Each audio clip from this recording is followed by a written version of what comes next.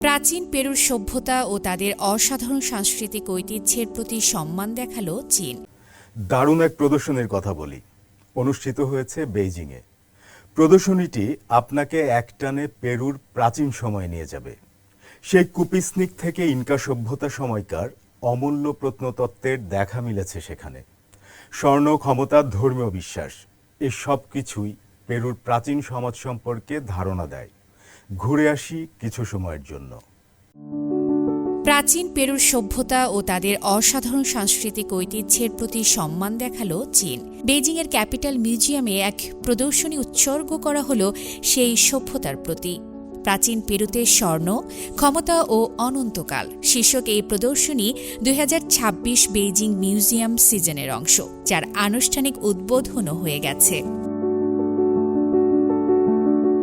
এই প্রদর্শনীতে কুপিসনিক সংস্কৃতি থেকে ইনকা সভ্যতা পর্যন্ত বিস্তৃত বিভিন্ন প্রত্নতাত্ত্বিক নিদর্শন একত্র করা হয়। 3000 বছরেরও বেশি সময়ের ইতিহাসের ধারাবাহিকতা উঠে আসে প্রদর্শনীতে।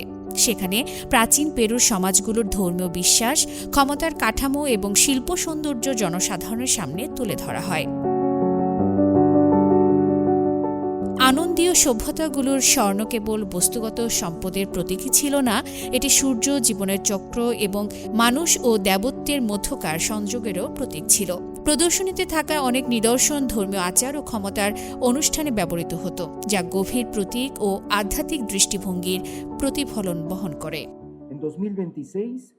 2026 সালে আমরা চীন ও পেরুর কূটনৈতিক সম্পর্কের 55 বছর উদযাপন করব এবং আমরা বিশ্বাস করি সাংস্কৃতিক বিনিময় আমাদের বন্ধুত্বের অন্যতম শক্তিশালী ভিত্তি হয়ে থাকবে। আজ আমরা যে প্রদর্শনীর উদ্বোধন করছি তা প্রাচীন পেরুর দুনিয়া আবিষ্কারের এক আমন্ত্রণ। ধাতুশিল্পের 3000 বছরেরও বেশি উন্নয়নের মধ্য দিয়ে দর্শনার্থীরা প্রাচীন পেরুর সমাজগুলোর ধর্মীয়, রাজনৈতিক ও শিল্প ভাবনা সম্পর্কে জানতে পারবেন।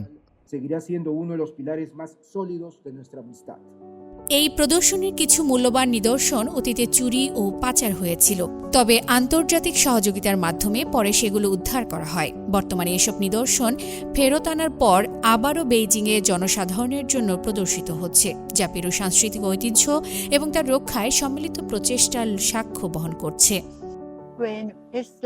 এই ধরনের প্রদর্শনী এটি প্রথম। গত 25 বছরে চীনে পেরুর শিল্পকলা নিয়ে মাত্র 3টি প্রদর্শনী হয়েছে এবং এটি সবচেয়ে বড়।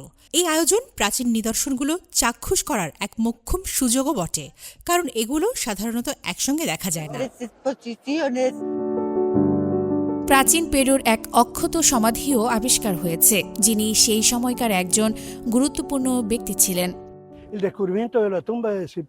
শিপানের অক্ষত সমাধির আবিষ্কার ছিল প্রাচীন পেরুর কোনো গুরুত্বপূর্ণ ব্যক্তির প্রথম সমাধি, যা আমরা বৈজ্ঞানিকভাবে উদ্ধার করতে পেরেছিলাম।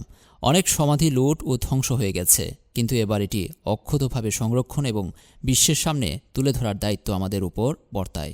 আমরা অলংকার, গয়না এবং সর্বোপরি এমন এক ব্যক্তির মানবিক উপস্থিতির নিদর্শন পেয়েছি, যিনি পেরুর উত্তর উপকূলের একটি উপত্যকার ভাগ্যনিয়ন্তা ছিলেন।